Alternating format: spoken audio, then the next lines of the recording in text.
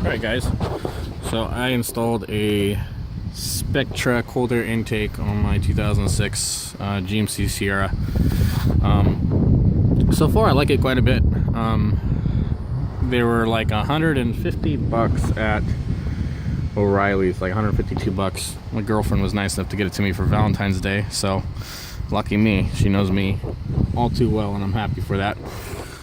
So truck parts are the roses for men, minus BJ's, but that's another subject. So here's all the kit. Basically all the old stuff comes out of the way. This kit's pretty easy to hook up. They kind of jip me on a washer or two, but they're not really that important, and wasn't that big of a deal. But the mass airflow sensor gets relocated in between here, and they give you an adapter that slides over top. So the instructions were pretty clear on it. This kind of goes straight down. Let's see if you can see that. So here's a spot in the truck, so cold air comes up through the top here. I'm going to end up putting some heat tape in between here, because the idea of a cold air intake is so it stays cool, but if it's touching a coolant hose that's 180 degrees all the time, it's getting warm. So I'm going to end up putting tape or relocating this so it's not touching anymore. But so far I really like this thing. $150. I mean, I know the K&N kits go for like $400, and I think it's really a waste of money. You're just spending your money on the brand name. And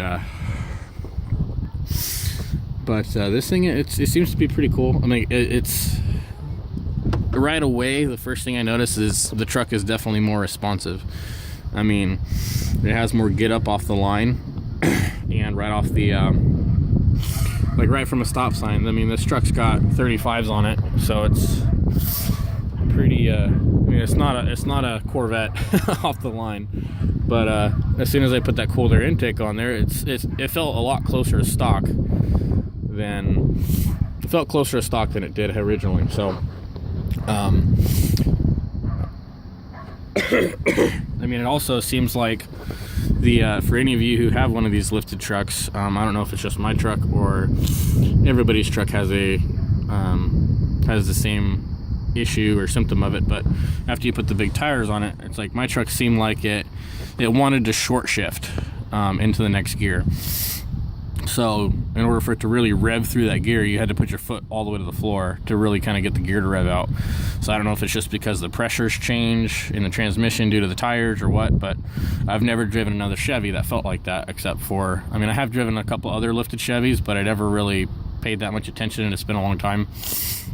And I can't really say I drove them nearly as long as I did mine, but it seems like mine was short shifting, because who knows why, but it seems like after I put this on, my transmission stopped short shifting so much, because it's actually revving through more of the gear than I'm telling it to. So I might be at 75% throttle and it revs to 70% or 75%. As before, it's like I'd have my foot 3/4 of the way down and it would shift early at like, you can tell it's not shifting where you're telling it to, and I think that's just a side effect of having bigger tires.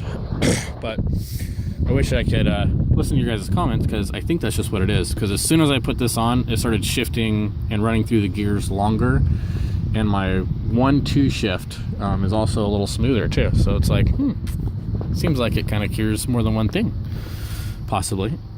But it's pretty clear that my transmission's even not shifting as hard. And I think that's the reason. So mileage wise, it seems like I am getting 1 to maybe 2 miles a gallon more.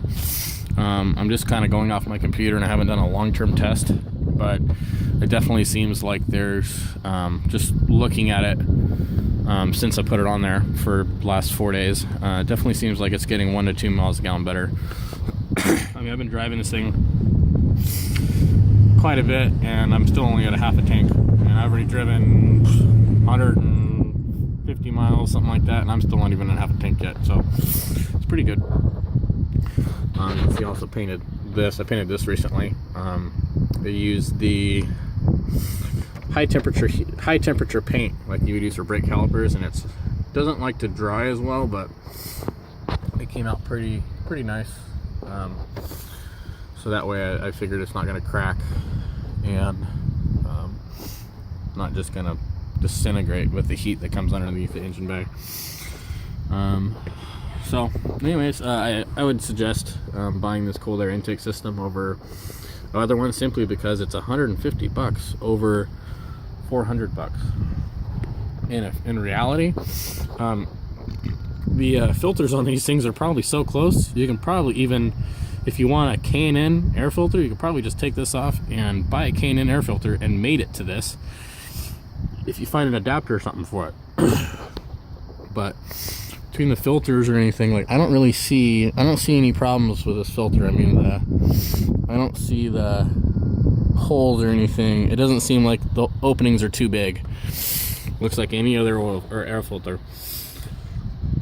So before you buy one of these air intake systems, definitely look at this one, because the price is there. The performance is obviously there. My truck definitely runs better and more responsive. Also kind of has a cool sound. It's hard to tell when I'm like on the freeway doing like 60 miles an hour and I kind of get into it. It sounds like my exhaust is almost relocated up here, because I have Flowmasters. It sounds like my Flowmasters are coming from the front and the back.